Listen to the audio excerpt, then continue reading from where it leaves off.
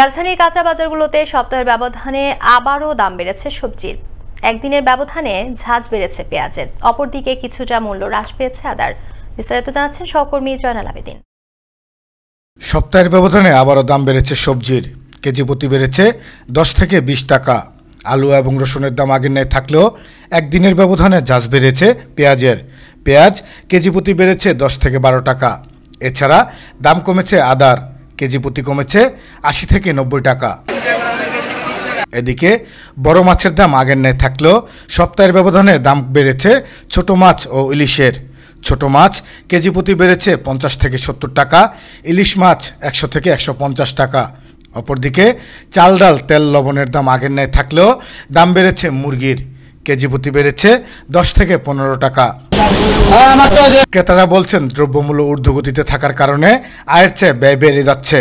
এতে করে সংসার চালাতে হিমশিম খেতে হচ্ছে তাদের।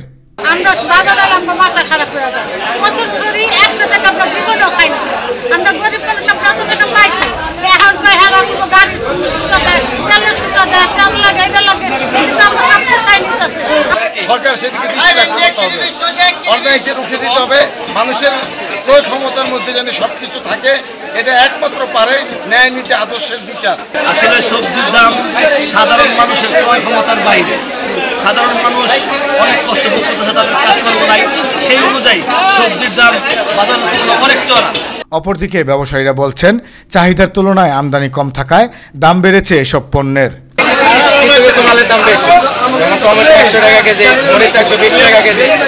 সরকারের সঠিক নজরদারি সহ বাজার মনিটরিং করার দাবি ক্রেতা সাধারণের। জয়নাল আবেদিন, আনন্দ টিভি, ঢাকা।